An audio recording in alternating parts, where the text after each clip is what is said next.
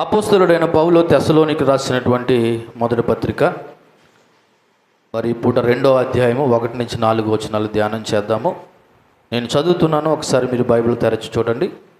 సహోదరులారా, మీ యొద్ద మా ప్రవేశం వ్యర్థం కాలేదు, కానీ మీరు ఎరిగినట్టే మేము ఫిలిప్పులో ముందు శ్రమపడి అవమానం పొంది ఎంతో పోరాటంతో దేవుని సువార్తను మీకు బోధించుటకే మన దేవుని యందు ధైర్యం తెచ్చుకుంటామని మీకు తెలియను.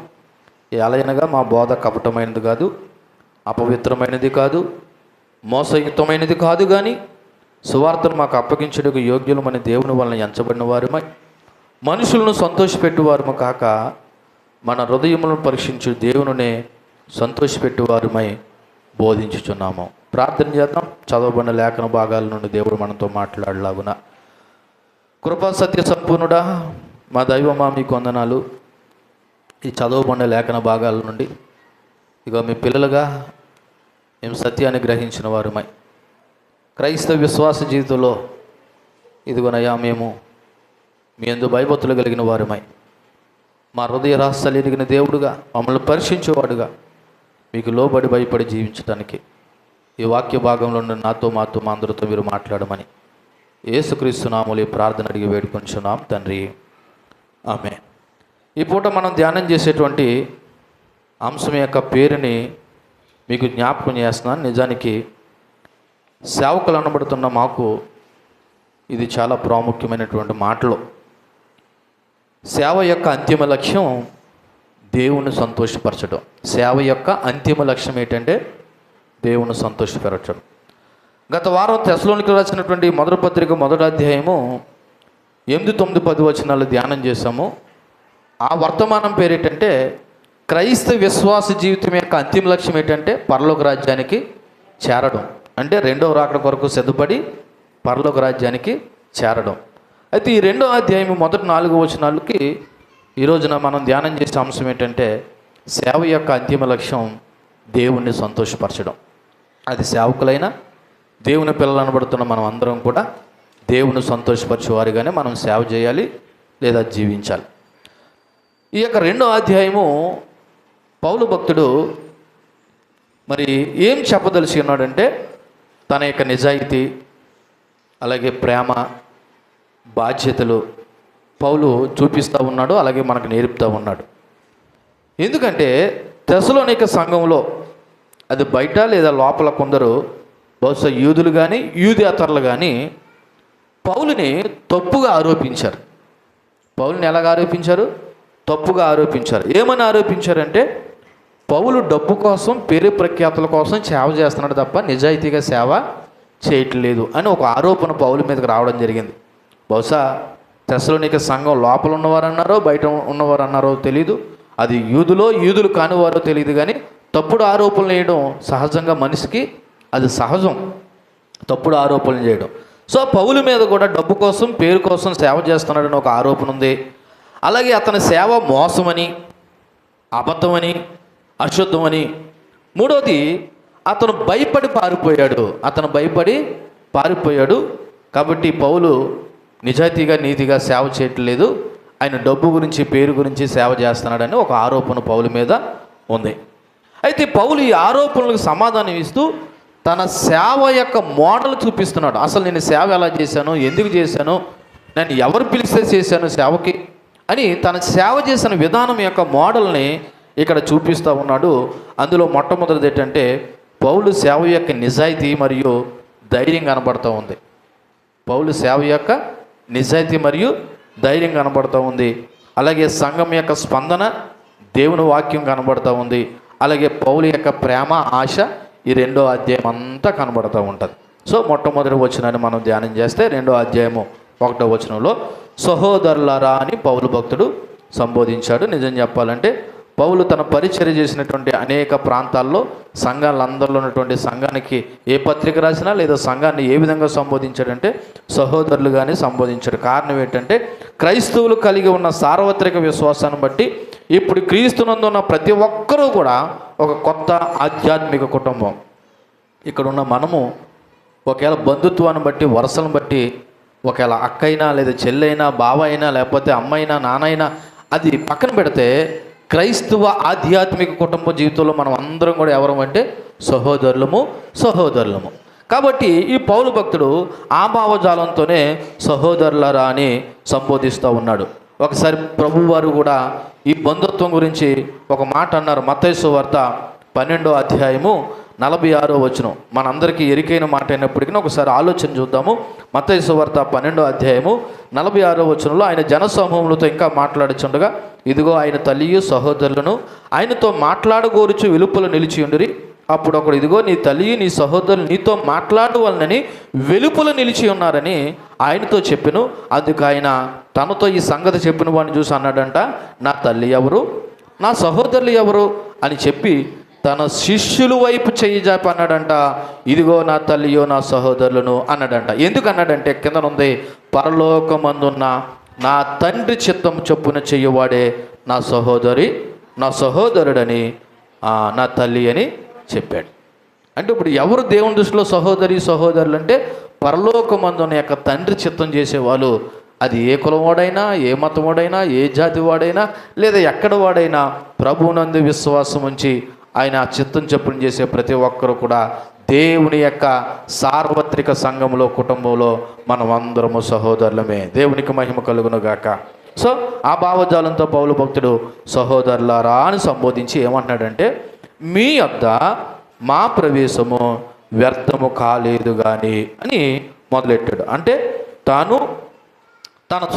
తన యొక్క సహచరులు అనబడుతున్న తిమోతి, శీల మరి తెస్సలోనియులకు ప్రవేశించి ఎలా ప్రవర్తించారో మీ పట్ల అన్న విషయాన్ని గుర్తు చేస్తున్నాడు. తెస్సలోనిక సంఘంలోకి ప్రవేశించి మీ పట్ల మేము ఎలా ప్రవర్తించామన్న విషయాన్ని గుర్తు చేస్తున్నాడు పౌలు. తన సేవ యొక్క నిజాయితీ గురించి, పవిత్రత గురించి, మరి కేవలం తన ప్రసంగాలు చేయడానికి రాలేదు. తెస్సలోనిక సంఘంలో అక్కడున్న వ్యక్తుల యొక్క మనసులో మార్పు కొరకు నేను ప్రసంగాలు చేశానని చెప్తున్నాడు.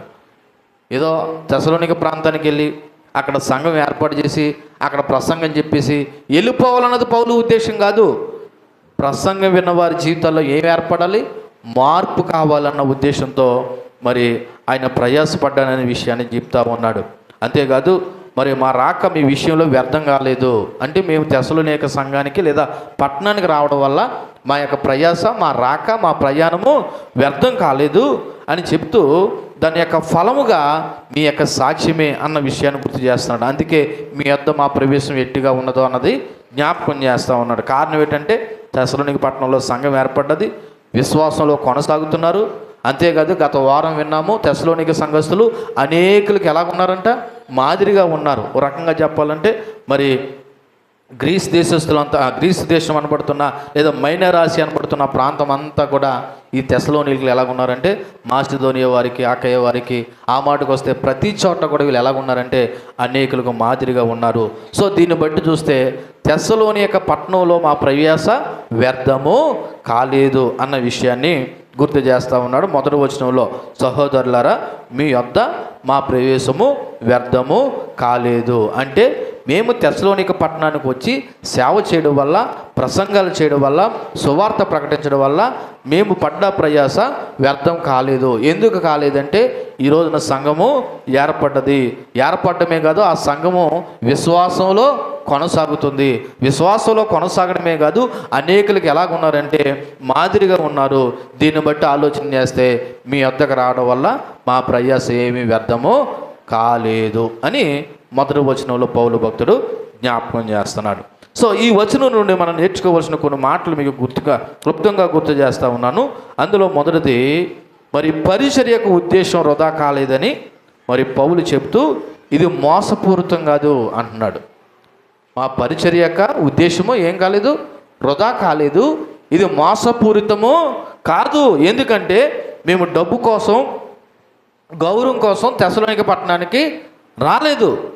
దేవుని చిత్తానికి అనుగుణంగా మా యొక్క మిషన్, మా పరిచర్య కొనసాగింది అని చెప్పడం ద్వారా పరిచర్య ధర్మాన్ని గుర్తు చేస్తున్నాడు పౌలు ఇక్కడ. ఏ ధర్మాన్ని? పరిచర్య యొక్క ధర్మాన్ని. అంటే ప్రతి పనికి ఒక పర్పస్ ఉంటుందండి. ప్రతి పనికి ఏముంటుంది? ఒక పర్పస్, ఒక ఉద్దేశం ఉంటుంది. అలాగే పౌలు కూడా మేము ఎందుకు తెస్సలోనిక పట్టణానికి వచ్చాము అన్న పరిచర్య ధర్మాన్ని గుర్తు చేస్తూ ఎవరైనా సరే నిజాయితీగా సేవ చేయాలని చెప్తున్నాడు. ఎలా చేయాలి సేవ? నిజాయితీగా. సేవలో ముఖ్యమైనది ఏంటో తెలుసా? నమ్మకత్వం. ఎవరు చూసినా చూడకపోయినా ఎవరు చూస్తారు? దేవుడు చూస్తారు. కానీ విచిత్రం ఏంటో తెలుసా? ఈ రోజున క్రైస్తవ సేవకుల్లో కానీ సంఘాలలో కానీ 10 మంది చూసే పనులు చేయాలని చూస్తున్నారు. కానీ నన్ను ఒక్కడే దేవుడు చూస్తే చాలు అనే పని మాత్రం చేయట్లేదు. అందరూ కూడా తెర ముందుకు వచ్చి ఇదంతా నా వల్ల అయ్యిందని చెప్పే విధంగా పని చేయాలని చూస్తున్నారు తప్ప ఎవరు చూసినా చూడకపోయినా దేవుడు చూస్తాడనేటువంటి నిజాయితీతో పనిచేసేవారు తక్కువైపోయారు. నిజానికి ఒంటరిగా వ్యక్తిగతంగా నీ ఇంట్లో నీ రూములో నువ్వు సంఘం గురించి సమాజం గురించి ప్రార్థన చేస్తున్నావు. అది సమాజం ఎవరు గుర్తెరగరు, కానీ ఎవరు గుర్తెరుగుతారు? దేవుడు గుర్తుతారు. అందుకే సేవలో ఏది ముఖ్యమంటే నిజాయితీ ముఖ్యము, నమ్మకత్వము ముఖ్యము. కాబట్టి అందరూ చూసే విధంగా నేను సేవలో ఉండాలి, సేవలో వాడబడాలి, 10 మంది నన్ను గుర్తెరగాలి అనుకుంటే నీ సేవలో నిజాయితీ లేదు, డాంబికం కనబడతా ఉంది. ఏం కనబడుతుంది? డాంబికం. 10 మందిలో కనపడడం కాదు, ప్రభు దృష్టిలో కనబడాలి. దేవునికి మహిమ కలుగును గాక.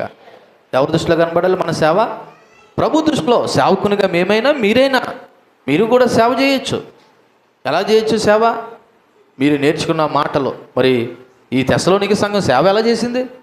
మాసిదోనియాకి, అఖాయ వారికి లేదా ప్రతి చోట వీళ్ళు ఎలా మాదిరయ్యారు అంటే వాళ్ళు నేర్చుకున్నదే ఇతరులకు బోధించగలిగారు లేదా ప్రకటించగలిగారు. కాబట్టి ఈ రోజున సేవ అంటే పాస్టర్ గారే చేస్తారని మీరు అనుకోవద్దు.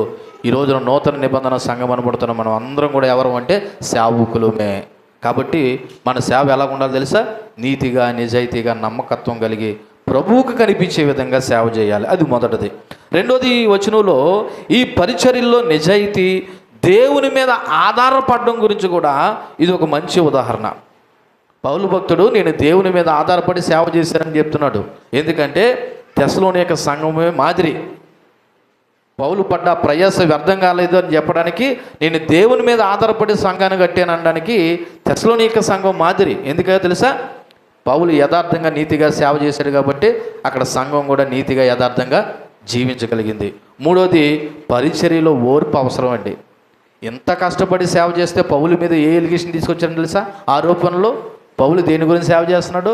డబ్బు గురించి సేవ చేస్తున్నాడు, పేరు ప్రఖ్యాతుల గురించి సేవ చేస్తున్నాడు. పౌలు పిరుకోడు. పౌలు ఎటువంటి వాడు? పిరుకోడు. అతని సేవ అబద్ధం, మోసం అని రకరకాల ఆరోపణలు చేశారు పౌలు మీద. కానీ పౌలు ఇవన్నీ ఏం చేశాడు? ఓర్చుకున్నాడు. అందుకే ఓర్పు అనేది చాలా ముఖ్యము.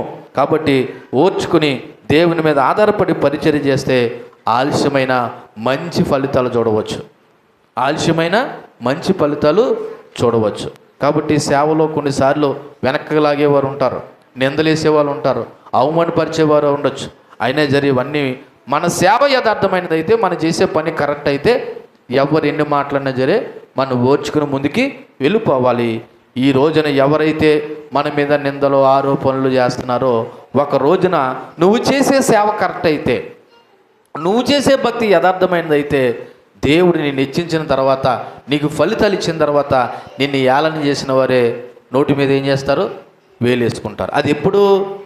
మన యొక్క భక్తి యథార్థమైనప్పుడు, లేదా మనం చేసే సేవ కరెక్ట్ అయినప్పుడు. కాబట్టి సేవలో ఇది చాలా ముఖ్యమైనది. ఇక రెండో వచనం చూద్దాము.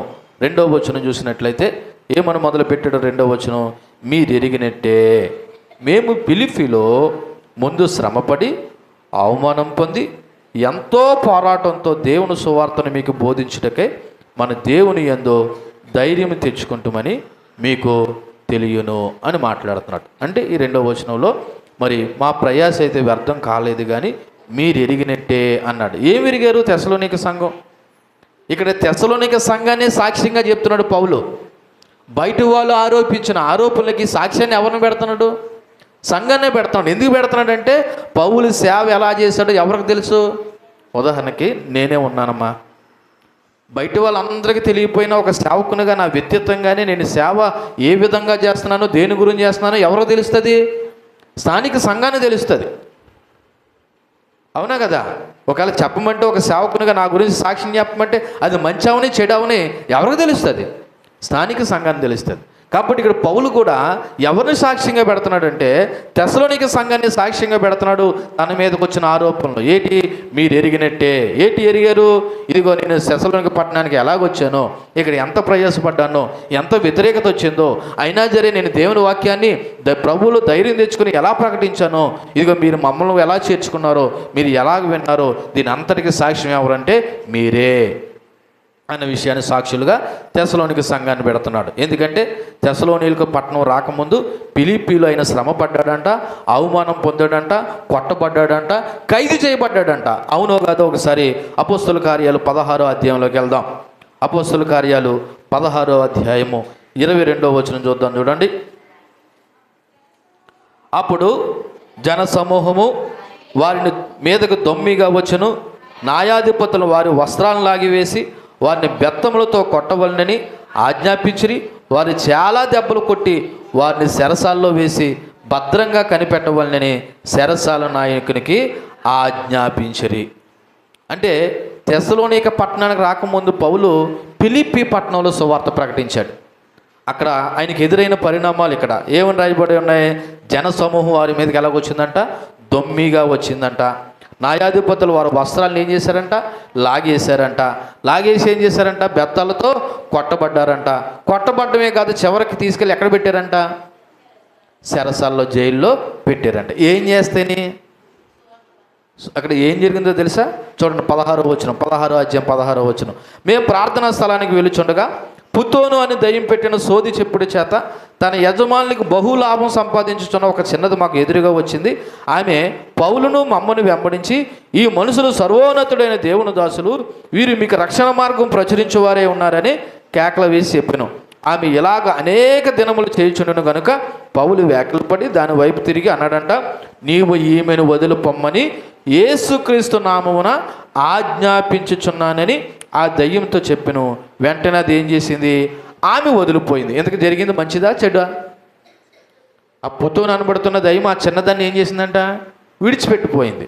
ఆమెకు మంచిదయ్యింది. కానీ ఆమె వల్ల లాభం సంపాదిస్తున్న యజమానులకి ఏమైందంటే చూడండి 19వ వచనం. ఆమె యజమానులు తమ లాభ సాధనం పోయినని చూసి పౌలును శీలను పట్టుకుని గ్రామపు చావుడిలోకి అధికారుల యొద్దకు ఈడ్చుకుని పోయారనమాట. ఈడ్చుకుని పోయిన తర్వాత ఇంత శ్రమ కలిగింది ఎవరికి? పౌలు వాళ్ళ యొక్క టీంకి. సో ఈ యొక్క హింస లేదా ఈ బాధ లేదా ఈ కష్టము లేకపోతే ఈ నింద లేదా ఇవన్నీ కూడా ఎందుకు ఏర్పడదంటే వాళ్ళు యేసుక్రీస్తు నామములో దేవుని యొక్క సువార్తను ప్రకటించడం వల్ల. ఇది ఎక్కడ జరిగింది? ఫిలిప్పీ పట్టణంలో జరిగినటువంటి ప్రదేశం. ఆ మాటని ఇక్కడ చెప్తున్నాడు. మరి మీ వద్దకు రాకముందు మేము ఫిలిప్పీ పట్టణంలో ఏం చేయబడ్డామంటే శ్రమ పడ్డాము. ఫిలిప్పీలో ఏ సందేశం ఇవ్వటం వలన ఎన్ని కష్టాలు అనుభవించామో ఇప్పుడు అదే సందేశాన్ని ఎక్కడ తీసుకురానికి వచ్చాడు ఆయన? మళ్ళా తెస్సలోనిక సంఘానికి వచ్చాడు. ఇలా చూడండి నా వైపు. సాధారణంగా ఈ ఊరిలో కూడా ఎత్తే అదే నేనైతే ఏం చేస్తాను తెలుసా?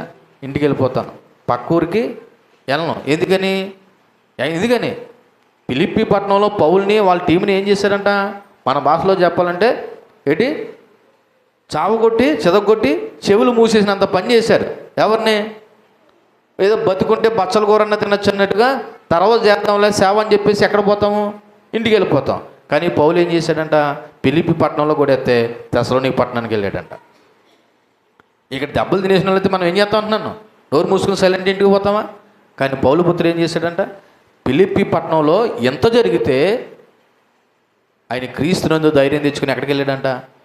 తెస్సలోనిక పట్టణానికి వెళ్ళాడంట. అదే మాట చెప్తున్నాడు.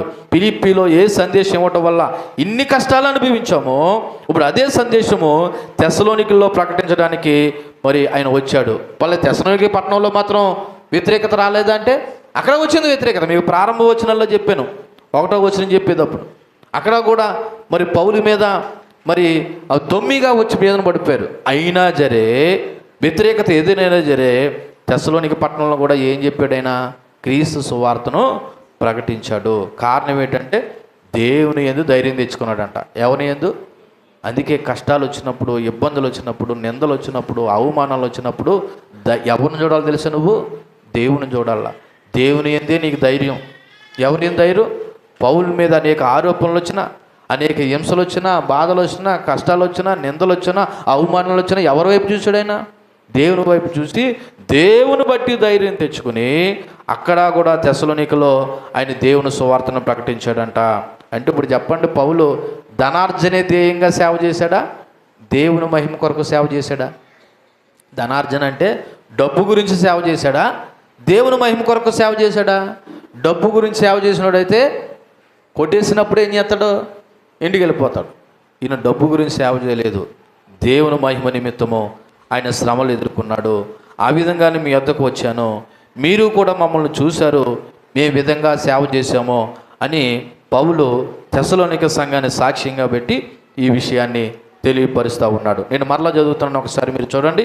2వ వచనం, మీరు ఎరిగినట్టే మేము ఫిలిప్పీలో ముందు శ్రమపడి అవమానం పొంది ఎంతో పోరాటంతో దేవుని సువార్తను మీకు బోధించుటకే మన దేవుని యందు ధైర్యం తెచ్చుకున్నామన్న విషయం మీకు తెలియను అని పౌలు పత్రి ఎవరితో చెప్తున్నాడు?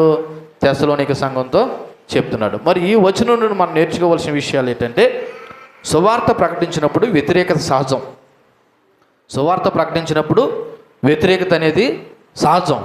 కానీ మనం దేవుని యందు ఏం తెచ్చుకోవాలి తెలుసా? ధైర్యం తెచ్చుకోవాలి. ఈ రోజున కూడా అనేక చోట్లకి దేవుని సేవకులు సంఘం వెళ్ళి సువార్త ప్రకటిస్తే ఏం ఎదురవుతుంది? వ్యతిరేకత ఎదురవుతుంది. కొన్నిసార్లు నిందలు ఎదురవుతున్నాయి, కొన్నిసార్లు అవమానాలు ఎదురవుతున్నాయి, కొన్నిసార్లు దెబ్బలు ఎదురవుతున్నాయి, మరి కొన్నిసార్లు చావు కూడా ఎదురవుతుంది. అయినా సరే దేవుని పిల్లలు క్రీస్తులో ఏం తెచ్చుకోవాలంట? ఏం తెచ్చుకోవాలా? ధైర్యం తెచ్చుకోవాలా. 2వది, పరిచర్య మనుషులు గౌరవం కోసం కాదు, దేవుని ఆజ్ఞ కోసం చేయాలి. పరిచర్య మనుషుల యొక్క గౌరవం గురించి చేయకూడదు. ఎవరి గురించి చేయాలా? దేవుని ఆజ్ఞ గురించి. ఏమన్నాడు దేవుడు? మత్తయి సువార్త 28వ అధ్యాయము లాస్ట్ వచనం చూడండి. మత్తయి సువార్త 28వ అధ్యాయము లాస్ట్ వచనం 29వ వచనం, నేను మీకు ఏ ఏ సంగతులను ఆజ్ఞాపించుతునో వాటిని అన్నిటినీ గైకొని వాళ్ళని వారికి బోధించండి. ఇదిగో నేను యుగ సమాప్తి వరకు సదాకాలం మీతో ఉన్నానని వారితో చెప్పెను. ఇది ప్రభువు వారు ఆరోహణం అవడానికి ముందు తన 12 మంది శిష్యులతో చెప్పినటువంటి మాట. మీరు వెళ్ళి సర్వలోకానికి ఏం చేయాలంటే సువార్త ప్రకటించాలి. ఇదిగో నేను మీకు సదాకాలం మీతో నేను ఉంటాను. మరి శిష్యులతో చెప్పాడు కానీ మాతో కానీ చెప్పాడు అంటే, క్రీస్తునందు విశ్వసించిన ప్రతి ఒక్కడు ఎలా మారాలంటే శిష్యుడిగా మారాలి. శిష్యుడు అనబడుతున్నవాడు ప్రతి ఒక్కడు ఏం చేయాలంటే సువార్త చేయాలి. ఇది క్రమము. కాకపోతే విచిత్రం ఏంటంటే మనం ఇంకా చాలామంది విశ్వాసుల స్థాయిలోనే ఉండిపోయాము. ఒకవేళ విశ్వాసంలోనే అవిశ్వాసులు కూడా చాలామంది ఉన్నారు. సో అవిశ్వాస స్థాయి నుండి విశ్వాస స్థాయికి రావాలి, విశ్వాస స్థాయి నుండి క్రీస్తు యొక్క శిష్యత్వ స్థాయికి రావాలి. అప్పుడు మనం కూడా ఏం చేయాలంటే సువార్తనే ప్రకటించాలి. ఈ రోజున సువార్త ఎందుకు ప్రకటించలేకపోతుందో తెలుసా? విశ్వాసపు లక్షణాలు లేకపోవడం వల్ల ఈ రోజున సువార్త ప్రకటించలేదు. చాలామంది సువార్త ప్రకటించినా రిజల్ట్ ఎందుకు రావట్లేదంటే మీకు విషయం తెలుసా? చాలామంది సువార్త ప్రకటించే వారిలో అవిశ్వాసులే. పాస్టర్ గారు సువార్త ప్రకటిద్దామని చెప్పారని వెళ్ళేవాళ్ళే తప్ప నిజానికి ఆ సువార్త ప్రకటించే వారిలో చాలామంది ఎవరు ఉంటారు తెలుసా? అవిశ్వాసులు ఉంటారు. అంటే వాళ్ళే పూర్తిగా ప్రభువుని నమ్మలేదు, కానీ బయటికి వెళ్ళి మాత్రం ఏం చెప్తారు? మీరు యేసు ప్రభుని నమ్ముకోమని చెప్తారు. ఎలా జరుగుతుంది కార్యం? అందుకే సువార్త చెప్పేవాడైనా సేవ చేసేవాడైనా ముందు ఫస్ట్ వాడు ప్రభువుని నమ్మి విశ్వసించి దేవునిలో ధైర్యం తెచ్చుకొని ఒక్క చిన్న మాట చాలు ఒక వ్యక్తి యొక్క మార్పు చెందడానికి ప్రభు కార్యం చేస్తాడు. ఎప్పుడు? చెప్పే నీలో నాలో ప్రభు అంటే నమ్మకం ఉన్నప్పుడు. ప్రభు అంటే నమ్మకం ఉన్నప్పుడు. మనకు తెలుసు కదా, నయమాన్ అనబడుతున్న వాడికి ఏముందంట? కుష్టి వ్యాధి ఉంది. ఆ దేశపు చిన్నది ఏమన్నదంట? ఏమీ లేదండి అమ్మగారు, మా ఊర్లో ఒక పాస్టర్ గారు ఉన్నారు, అక్కడికి వెళ్తే ఏమైపోతాడు? మన యజమానుడు బాగుపడిపోతాడు అన్నది. ఇంతకీ ఎంత మాట చెప్పింది సువార్త? చిన్న మాట. ఏ మాట? ఏమీ లేదండి, మా దేశానికి వెళ్ళమనండి, అక్కడ పాస్టర్ గారు ఉన్నారు, ఆయన ప్రార్థన చేస్తే మన యజమానుడు. అంటే అతని యొక్క మనసుని దేవుని వైపు నడిపించడానికి ఆ చిన్నది వాడిన చిన్న మాటకు ముందు ఆమె పెద్ద సాక్ష్యం కలిగి ఉంది. దేవునికి మహిమ కలుగును గాక. ఆమెలో ఆ నమ్మకం ఆ విశ్వాసం లేకుండా మన అయ్యగారిని అక్కడికి వెళ్ళమని అనగలుగుతుందా? మాట్లాడరే? అలా అన్నదంటే ఫస్ట్ ఆఫ్ ఆల్ ఆ చిన్నదానికి ఏముంది దేవుడు అంటే? అందుకే కార్యం జరిగింది. ఈ రోజున సువార్త ప్రకటించే వారిలో అనేక చోట్ల కార్యాలు జరగకపోవడానికి కారణం ఏంటంటే సువార్త ప్రకటించే వారి జీవితాల్లో ముందు ప్రభు అంటే ఏంటో నమ్మకం లేకుండా పోతుంది. కాబట్టి కొన్నిసార్లు సువార్త ప్రకటించిన కార్యాలు జరగట్లేదు. కాబట్టి పరిచర్య మనుషుల గౌరవం గురించి కాదు, దేవుని ఆజ్ఞ కోసం చేయాలి. మూడోది, పౌలు అంటాడు, మేము భయపడి పారిపోలేదు, దేవుని బలంతో ఇంకా సువార్తను ప్రకటించడానికి ముందుకు వచ్చామంటాడు. ఫిలిప్పీ పట్టణంలో మమ్మల్ని కొట్టేశారని మేము వెనక్కి వెళ్ళిపోలేదు, ఇంకా దేవుని యందు ధైర్యం తెచ్చుకుని మేము ఇంకా ముందుకు కొనసాగామనే విషయాన్ని రుజువు చేస్తూ ఉన్నాడు. ఇది 2వ వచనం. ఇకపోతే 3వ వచనంలోకి వెళ్దాం. 3వ వచనంలో ఏమని రాయబడి ఉన్నది? యాలయనగా అని కొద్దిగా వివరణ ఇస్తున్నాడు. వేటి వివరణ? అసలు మా బోధ ఎటువంటిది అన్నది ఏమంటున్నాడు? ఫస్ట్, మా బోధ కపటమైనది కాదు. 2, అపవిత్రమైనది కాదు. 3, మోసయుక్తమైనది కాదు. ఇప్పుడు తన బోధ లేదా తను చేస్తున్న సువార్త లేదా తను చేస్తున్న పరిచర్య ఎటువంటిదో తెస్సలోనిక సంఘానికి మరి తన మీద ఆరోపణలు చేసిన వారికి మరి ఒక క్లారిటీ ఇస్తున్నాడు. ఈ 3వ వచనం పరిచర్య యొక్క పవిత్రతను వివరిస్తుంది. పరిచర్య యొక్క పవిత్రత. పౌలు తన పరిచర్య ఉద్దేశాలను, తన యథార్థతను గమనించాలని ఇక్కడ 3 విషయాలను తన మీదకు వచ్చిన ఆరోపణలకి తిరస్కరిస్తూ ఏమని చెప్తున్నాడంటే, మొట్టమొదటిగా నా బోధ కపటమైనది కాదు, అంటే సత్యమైనది అని చెప్తున్నాడు. అపోస్తలుడైన పౌలు చేసిన బోధ ఏ బోధ కాదు? కపటమైన బోధ కాదు. ఏ బోధ అండి? సత్యమైన బోధ. రెండోది, నా బోధ యొక్క ఉద్దేశం అపవిత్రమైనది కాదు, అంటే ఏంటి? పవిత్రమైనది. నేను ప్రకటించిన సువార్త బోధ యొక్క ఉద్దేశము అపవిత్రమైనది కాదు. ఎటువంటిది? పవిత్రమైనది. మూడోది, నా విధానం మోసయుక్తమైనది కాదు, సరైనది లేదా తిన్ననైనది అని చెప్తున్నాడు. నా విధానము మోసయుక్తమైనది కాదు, అది సరైనది, తిన్ననైనదని ఇక్కడ 3 విషయాలు ఈ 3వ వచనంలో క్లారిటీ ఇస్తున్నాడు. అందులో మొట్టమొదటిగా మా బోధ అంటే పౌలు గారికి ప్రత్యేకంగా ఒక బోధ ఉందని అనుకోకండి. ఆయన బోధించిన బోధ ఎవరి బోధ అంటే దేవుని లేదా క్రీస్తు సువార్త అనబడుతున్న బోధ. అంతే తప్ప అతను వ్యక్తిగతంగా ఏదో తన సొంత బోధను ప్రకటించడని కాదు. కాబట్టి మరి పౌలు భక్తుడు తన వ్యక్తిగత బోధ చేయలేదు, కానీ సువార్తను ప్రకటించాడు, విశ్వాసాలను బలపరిచాడు. ఎవరి గురించి ప్రకటించాడు? క్రీస్తుని గూర్చిన సువార్తను ప్రకటించాడు. ప్రకటించి విశ్వాసంలో ఏం చేశాడు? బలపరిచాడు. ఆయన సంఘానికి వెళ్ళి సంఘాన్ని కట్టేసి మరలా ఊరికినే వదిలేదు. ఆ సంఘం ఎలాగుందో సంఘాలకి ఆయన ఏం రాశాడంటే పత్రికలు రాశాడు. కొరింథీ పత్రిక, తెస్సలోనిక పత్రిక, ఫిలిప్పీల పత్రిక, కొలసీల పత్రిక. ఇవన్నీ ఎందుకు అనుకున్నారు? సంఘాలు ఏర్పడిన తర్వాత ఆ సంఘంలో విశ్వాసుల యొక్క విశ్వాసం ఎలాగుందో బలపరచడానికి కూడా ఆయన ఏం చేశాడు? పత్రికలు రాశాడు. అంటే ఈయన సువార్త ప్రకటించాడు, తర్వాత ఏం చేశాడు? ఆ విశ్వాసాన్ని బలపరచడానికి పత్రికలు రాశాడు. అందులో మొట్టమొదటిది మా బోధ కపటమైనది కాదు అని మొదలెట్టాడు. మా బోధ కపటమైనది కాదు అనగా మా బోధ తప్పు కాదు, మా బోధ విభ్రాంతి నుండి రాలేదు, మా బోధ తప్పుడు సందేశం కాదు, మా బోధ సత్యమైనది, అది నేరుగా దేవుని నుండి వచ్చిందని క్లారిటీ ఇస్తున్నాడు. మా బోధ సత్యమైనది, అది ఎక్కడి నుంచి వచ్చింది? దేవునిగా నేరు నుండి వచ్చినది, మేము దేవుని యొక్క పాదాల చెంత నేర్చుకున్నది అన్న విషయాన్ని క్లారిటీ ఇస్తున్నాడు. రెండోది ఏం చెప్తున్నాడు? మా బోధ అపవిత్రమైనది కాదు అని చెప్తున్నాడు. మా బోధ అపవిత్రమైనది కాదని చెప్తున్నాడు. అనగా తన బోధలో లైంగికపరమైన అపవిత్రత లేదు అని చెప్తున్నాడు. ఎందుకంటే ఆ దినాలలో మరి సేవా పరిచర్యలో అపవిత్రత చోటు చేసుకుంది. నేడు కూడా కొన్ని సంఘాలలో కొన్ని చోట్ల సేవకులు అనబడుతున్న వారిలో కూడా ఏముంటుందంటే అపవిత్రత ఉంటా ఉంది. ఎందుకని? సేవ పేరు చెప్పని అనలేను, కానీ సేవలో కొన్నిసార్లు సేవకులు కూడా లైంగికపరమైనటువంటి తప్పుడు పాపాలు చేసేవారు కూడా ఉన్నారు. దీని మూలంగా సేవ ఏమైపోతుందంటే అపవిత్రత అయిపోతుంది. అంతే తప్ప దేవుడు ఏమీ అపవిత్రత కాలేయట్లేదు. కాబట్టి ఇక్కడ పౌలు ఆ విధమైన విషయాన్ని కూడా చెప్తున్నాడు. మా బోధ లైంగికపరమైన అపవిత్రత కలిగింది కాదు, లాభం కోసం కాదు, స్వార్థం కోసం, అంతకంటే కాదు, మా బోధ పవిత్రమైనది అని చెప్తున్నాడు. ఇక్కడ మా బోధ అంటే మీరు ఏం నేర్చుకోవాలా? దేవుని యొక్క బోధ. అంటే దేవుని బోధలో కపటం లేదు, దేవుని యొక్క బోధలో ఏం లేదు, అపవిత్రత కూడా లేదు అనే విషయాన్ని క్లారిటీ ఇస్తూ మూడోది చెప్తున్నాడు, నా బోధ మోసయుక్తమైనది కూడా కాదు. అనగా మోసం కోసం, కపటత్వం ద్వారా కాదు, నిజాయితీగా దాచకుండా యథార్థంగా దేవుని వాక్యాన్ని ఉన్నట్టుగా ప్రకటించాను అన్న విషయాన్ని జ్ఞాపకం చేస్తున్నాడు.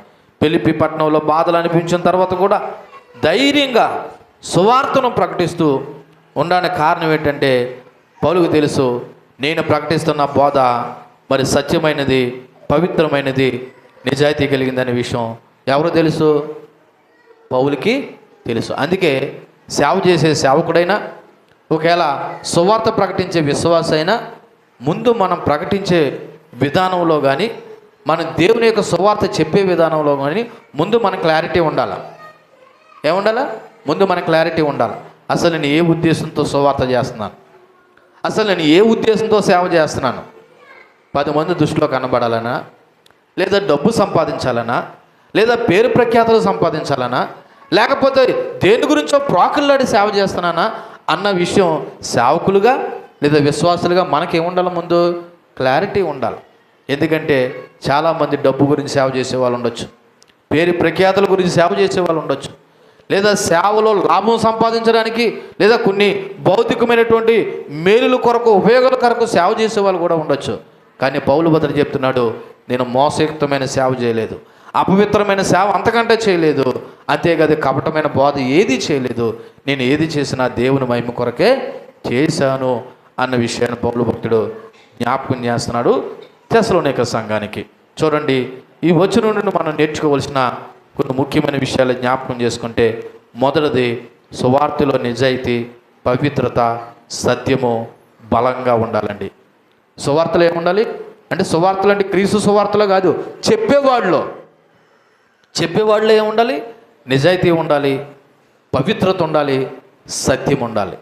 ఇప్పుడు నా బ్రతుకు అసత్యమై సత్యం గురించి బోధించినా ప్రయోజనం లేదు, నా బ్రతుకు అపవిత్రమై మీరు పవిత్రంగా ఉండమని చెప్పడనా ప్రయోజనం లేదు, నాలో నిజాయితీ లేకుండా మీరు కరెక్ట్గా ఉండమని చెప్పడంలో కూడా సంఘానికి ఏమాత్రము ప్రయోజనం లేదు. అందుకే సువార్తలో నిజాయితీ, పవిత్రత, సత్యము చాలా ప్రాముఖ్యమైనదని మనకి తెలియపరుస్తూ ఉంది. రెండోది, దేవుని నుండి వచ్చిన సత్యమైన సందేశము అంటే ఓ రకంగా దేవుని ఉద్దేశాలే ప్రకటించాలి.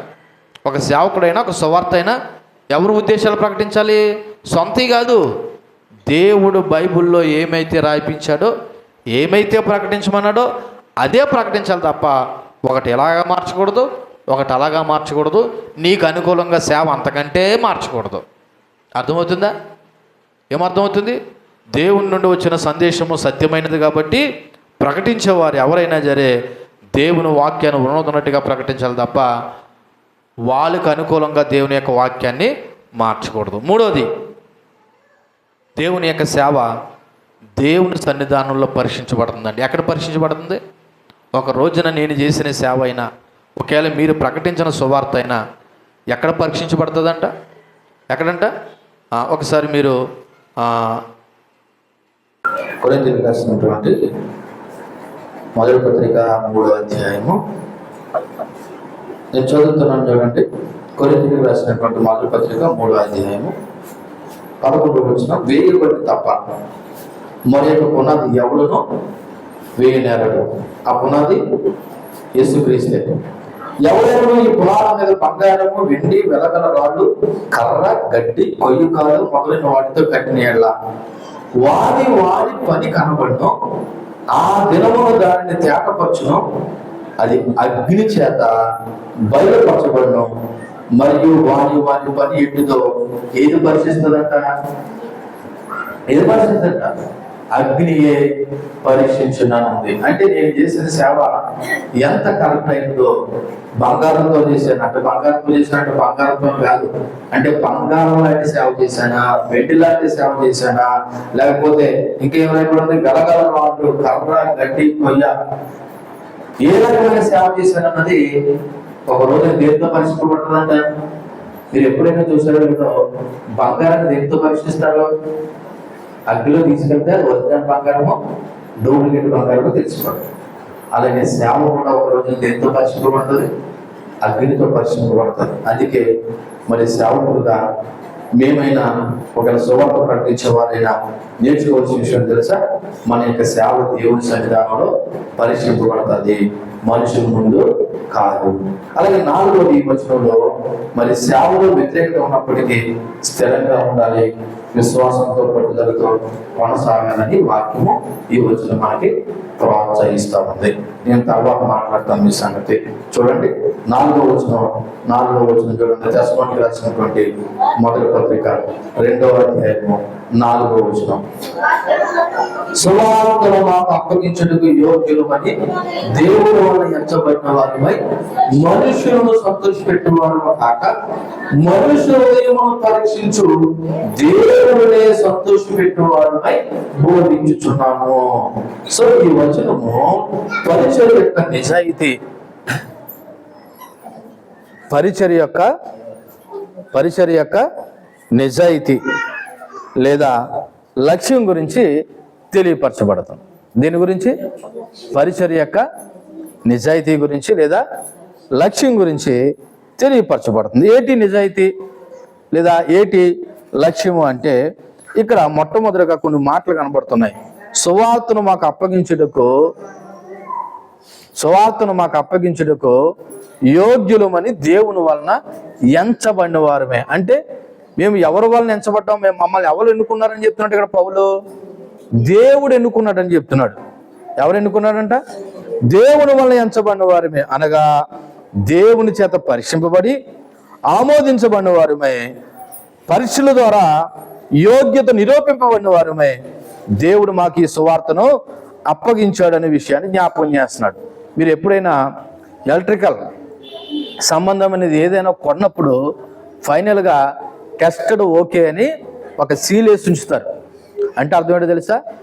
అది ఎంత గొప్పగా తయారు చేసినా ఫైనల్గా ఒకసారి ఏం చేస్తారంటే పరీక్షించి ఓకే ఈ యొక్క ఐటము మంచిగా పనిచేస్తుందని టెస్టెడ్ ఓకే అనే సీల్ కనపడకపోతే అది ఎంత పెద్ద ఐటమ్ అయినా సరే ఆ సీల్ లేకపోతే, ఆ ముద్ర లేకపోతే అది ఎందుకు పనికి రాదు. అది లాస్ట్ అండ్ ఫైనల్గా ఆ సీల్ వేస్తారు. అప్పుడు ఆ ఐటమ్ మార్కెట్లోకి వస్తుంది. అప్పుడే మనం దాన్ని ఏం చేయాలా? కొనుక్కోవాలి. ఎక్కడో రేరుగా కొన్నిసార్లు టెస్టెడ్ ఓకే అని సీలు పడినా కొన్ని ఏమవుతాయి అంటే ఫెయిల్ అవుతూ ఉంటాయి. కానీ కంపెనీ వాళ్ళు ఫైనల్గా ఎంత గొప్ప వస్తువు తయారు చేసినా ఫైనల్గా వాళ్ళు టెస్టెడ్ ఓకే అని సీల్ వేసిన తర్వాత దాన్ని ఏం చేస్తారు? అలాగే పౌలు భక్తుడు కూడా తన విశ్వాస జీవితంలో అనేక పరీక్షల ద్వారా దేవుడు మమ్మల్ని పరీక్షించి సువార్తను అప్పగించాడు అనగా దేవుని చేత టెస్ట్ చేయబడ్డ వాళ్ళమని చెప్తున్నాడు. ఎవరి చేత? దేవుని చేత టెస్ట్ చేయబడిన వారిగా పౌలు భక్తుడు ఇక్కడ తన గురించి తను మాట్లాడుతున్నాడు. రెండోది ఏం చెప్తున్నాడు తెలుసా? సువార్త మాకు అప్పగించుటకు యోగ్యులమని దేవుడు ఇచ్చాడు అంటున్నాడు. నిజం చెప్పాలంటే ఏ సేవకులు కూడా అంత యోగ్యులు కాదు. దేవుని యొక్క కనికరములో సేవ దేవుడు ఏం చేశాడంటే అప్పగించాడు. కానీ ఇక్కడ పౌలు భక్తుడు తను చెప్తున్న మాటను ఒకసారి చెప్పుకోవాలంటే సువార్త అనేది ఒక బ్యాంక్ డిపాజిట్ లాంటిది. బ్యాంకులో డబ్బులు వేస్తే అక్కడ భద్రంగా ఉంటాయా లేకపోతే దొంగలు ఎట్టిపోతారా? అలాగే దేవుని యొక్క సువార్తను సరిగా చెప్పగలిగితే దేవుని యొక్క రాజ్యవృద్ధిలో అది సంఘానికి లాభం రూపంలో కనిపించాలి. సంఘానికి లాభం రూపంలో కనిపించాలి. ఇక్కడ సువార్త మాకు అప్పగించుటకు దేవుని చేత యోగ్యులుగా ఎంచబడ్డాము అన్న విషయాన్ని ఇక్కడ పౌలు భక్తుడు జ్ఞాపకం చేస్తున్నాడు. అంటే మేము దేవుని చేత పరీక్షింపబడ్డాము, దేవుని మూలంగా యోగ్యులుగా ఎంచబడ్డాము. మా అంతటా మేము సేవలోకి వచ్చేలేదు. నేను డబ్బుల గురించో పేరు ప్రఖ్యాతుల గురించో లేకపోతే మరో దాని గురించి సేవలోకి రాలేదు. దేవుడే నన్ను ఎన్నుకున్నాడు అన్న విషయాన్ని జ్ఞాపకం చేస్తుంది. ఎవరు ఎన్నుకున్నారు?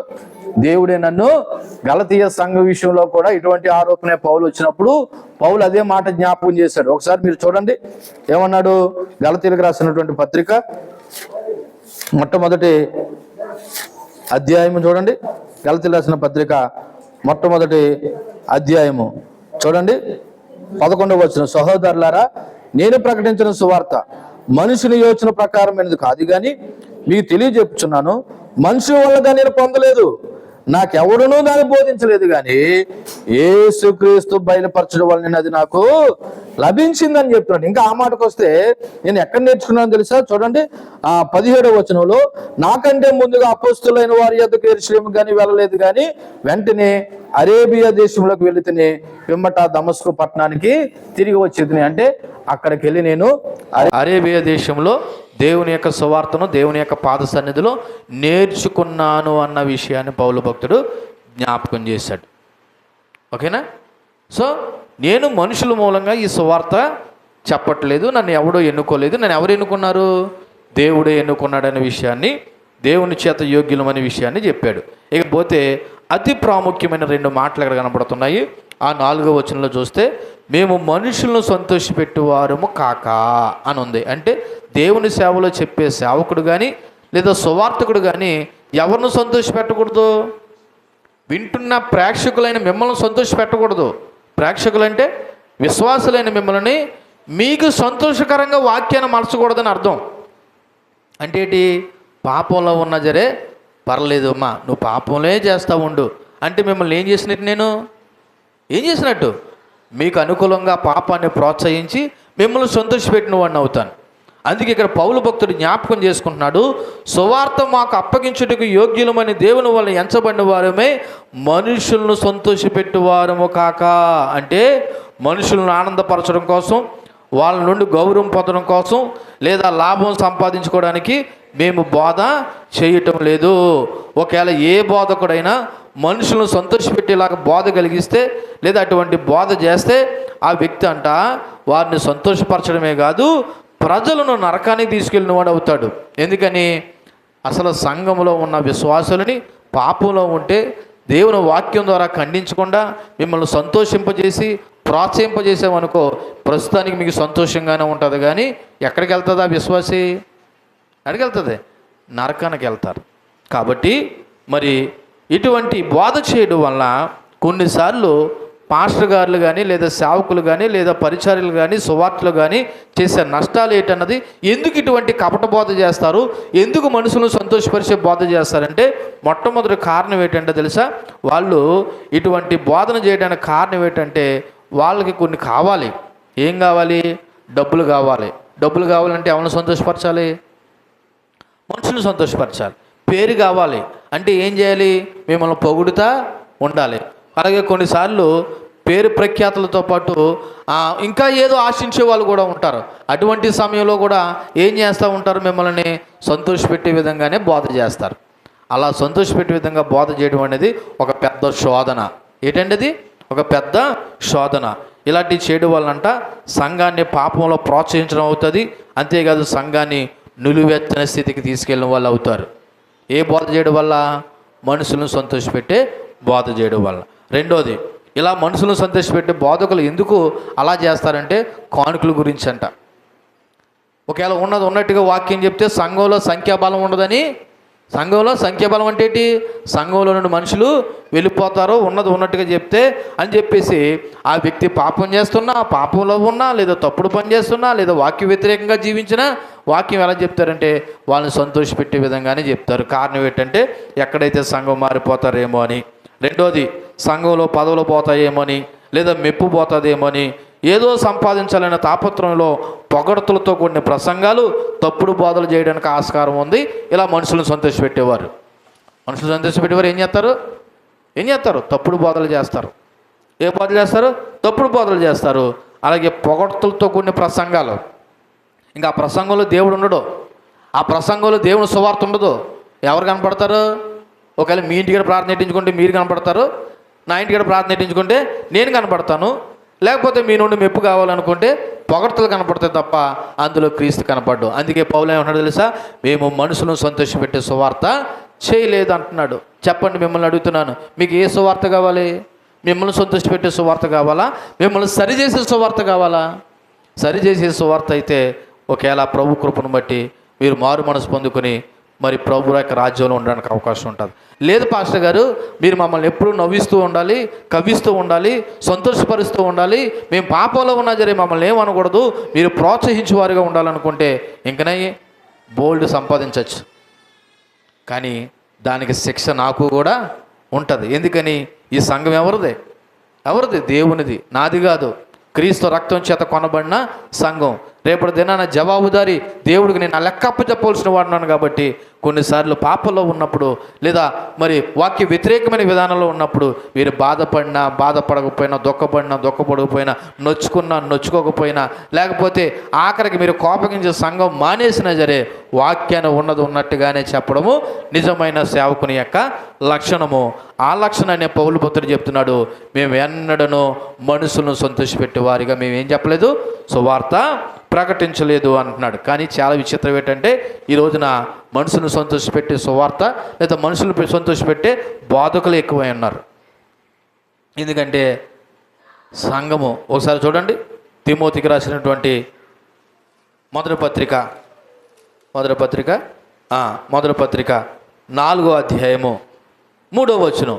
ఎందుకు ఇటువంటి సంఘాలుగా ఉన్నారంటే, ఎందుకనగా జనులు హితబోధను సహింపక ఏ చెవులు అంటండి, ఒకసారి మీరు అందరూ గట్టిగా చదవండి.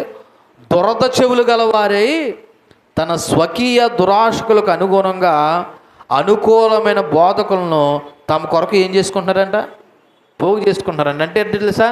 ఈ పాస్టర్ గారు అయితే మనల్ని గద్దించడు, ఈ పాస్టర్ గారు అయితే మనల్ని దుఃఖపెట్టడు, ఈ పాస్టర్ గారు అయితే మన పాపంలో ఉన్నా సరే మనల్ని ఏమనకుండా ఉంటాడని చెప్పేసి దురద చెవులు గారు వారే స్వకీయ బోధకులను ఏం చేసుకుంటున్నారంట, ఏర్పాటు చేసుకుంటున్నారంట. లేదంటే ఎక్కడా గద్దించని, నొప్పించిన సంఘంలో పోతున్నారంట.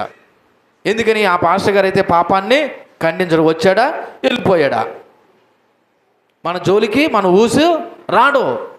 కాబట్టి అటువంటి సంఘాన్ని బోధం అనుకుంటారంట. కారణం ఏంటి? అక్కడ రాయబడిన మాట 4వ వచనంలో ఏమని రాయబడి ఉన్నది? అక్కడ వాళ్ళు దురద చెవులు గలవారే ఉన్నారంట. దురద చెవులు అంటే ఏంటి? వాళ్ళకు అనుకూలంగా చెప్పే బోధకుల దగ్గరికి వెళ్ళిపోవడం కానీ, సంఘాల దగ్గర కానీ వెళ్ళిపోవడం కానీ జరుగుతుంది. కానీ యథార్థమైన నిజమైన సేవ ఏంటో తెలుసా? మనుషులను సంతోషపెట్టడం కాదు. ఇదే గనక జరిగితే క్రీస్తు సంఘానికి ఉండే నీతికి, సత్యలతకు తీరను నష్టం కలిగించిన అవుతాడు సేవకుడు. ఏది?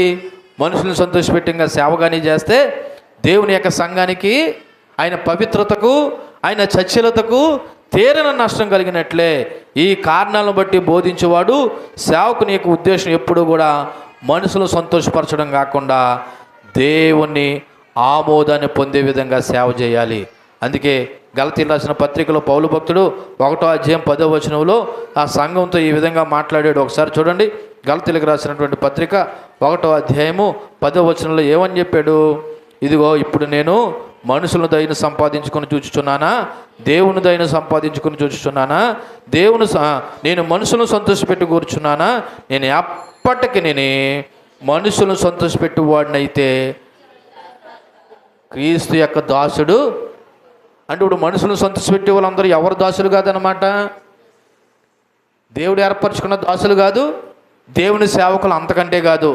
ఒకవేళ పాస్టర్ సోండ్ సాని వాళ్ళ పేరు రాసుకోవచ్చు, మేము దేవుని సేవకులు అని అనుకోవచ్చు. మరలా చెప్తున్నాను, ఇది దేవుని యొక్క వాక్య లేఖనాల ఆధారంగా మనుషులను సంతోషపెట్టే సేవకుడు దేవుని సేవకుడు కాదు, దేవుని సేవకుడు కాదు. పౌలు అంటున్నాడు, నేను ఎప్పటికీ మనుషులను సంతోషపెట్టి కూర్చున్నా, నేను ఎప్పటికీ మనుషులను సంతోషపెట్టువాడిని అయితే క్రీస్తు దాసుడును కాకపోదును. ఈ రోజున క్రీస్తు దాసులు కాకుండానే దేవుని సేవకులను చెప్పుకునే వాళ్ళు చాలామంది ఉన్నారు. ఇకపోతే లాస్ట్ అండ్ ఫైనల్గా ఆ తెస్సలోనికి రాసిన పత్రిక ఆ 4వ అధ్యాయంలో చివరి మాట, 2వ అధ్యాయంలో 4వ వచనం చివరి మాట చూడండి. హృదయములను పరీక్షించు దేవునినే సంతోషపెట్టువారిమై బోధించుచున్నాము. అంటే ఇప్పుడు పౌలు ఏమంటున్నాడు? మేము మనుషులను సంతోషపెట్టేవారిగా బోధ చేయట్లేదు. మరి ఎలా బోధ చేస్తున్నావు పౌలు అంటే? అక్కడ ఏం రాయబడి ఉన్నది? దేవుని సంతోషపెట్టే విధంగా బోధ చేస్తున్నావు అంటున్నాడు. అంటే దేవుని ఆనందపరచడమే సేవ యొక్క లక్ష్యం. ఏ సేవకుడైనా, ఏ సువార్తకుడైనా అల్టిమేట్గా ఎవరిని సంతోషపెట్టాలా? మాట్లాడరే. ఇప్పుడు నేను చేసే సేవ వల్ల ఎవరికి సంతోషం కలగాల? ఇప్పుడు నాకు డ్యూటీ ఇచ్చింది, నాకు పని ఇచ్చింది, నన్ను సేవ చేయమన్నది ఎవరు? దేవుడు. ఇప్పుడు దేవుడు పని అప్ చెప్తే నేను ఎవరిని సంతోషపరచాలా?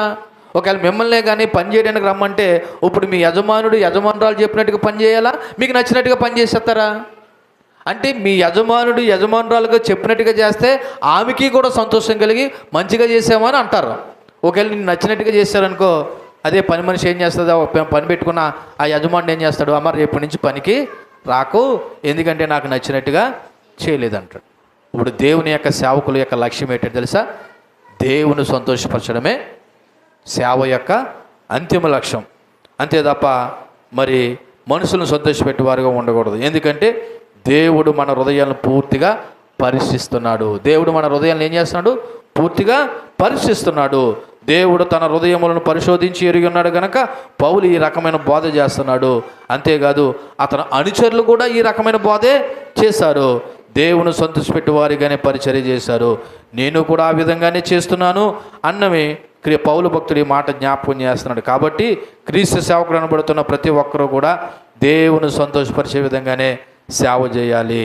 కాబట్టి ఈ మాట గురించి కొన్ని ముఖ్యమైన విషయాలు చెప్పి నేను ముగిస్తాను. మొదటగా దేవుడు మనల్ని పరీక్షిస్తున్నాడు. సువార్త అప్పగించిన వాడు పరీక్షిస్తున్నాడని సేవ బాధ్యతయుతంగా చేయాలి.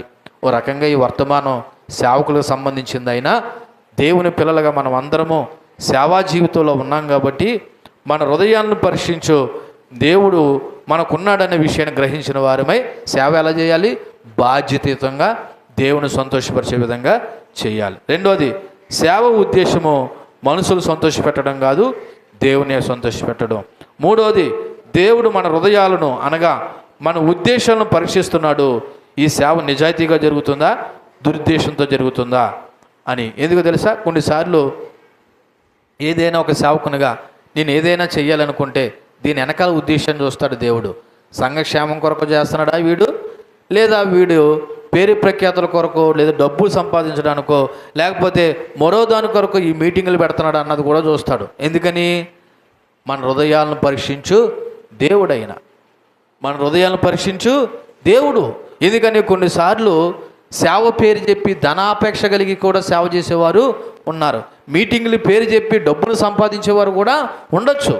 కాబట్టి దేవుడు సేవ యొక్క ఉద్దేశాలను ఎరిగినవాడు కాబట్టి సేవ పవిత్రంగాను పరిశుద్ధంగాను ఉండాలి. ఎందుకంటే చివరగా ఆమోద ముద్ర వేసేది ఎవరు? దేవుడు. చెప్పాను కదా, ఒక ఐటెం తయారైన తర్వాత టెస్టెడ్ ఓకే అని ఆమోద ముద్ర వేసేది ఎవరు? దేవుడు. ఇంత సేవ చేసిన తర్వాత నా సేవకి పరీక్షిస్తే ఆమోద ముద్ర వేసేది కూడా ఎవరు? దేవుడు. కాబట్టి మరి దైవికమైన సేవ చేయాలి. చివరగా అల్టిమేట్గా దేవుని సేవ దేవుని మహిమ కోసం చేయాలి తప్ప ఏ మనుషుడి యొక్క వ్యక్తిగత మహిమ కోసం చేయకూడదు.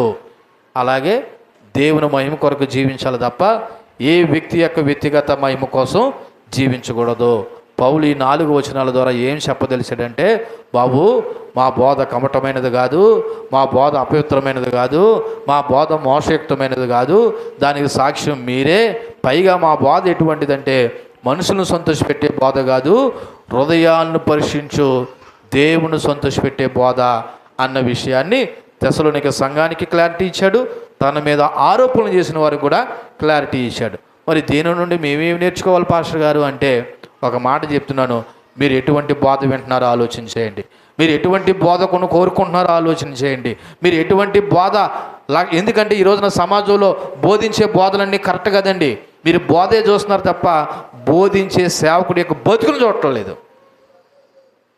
మీరు బోధే చూస్తున్నారు తప్ప బోధించే సేవకుడి యొక్క బ్రతుకుని చూడట్లేదు. చాలామంది సేవకులు కూడా ఎలాగంటారు, మా బోధ చూడండి కానీ మా బ్రతుకు చూడకండి అంటారు. అది చాలా తప్పు. ఎందుకని?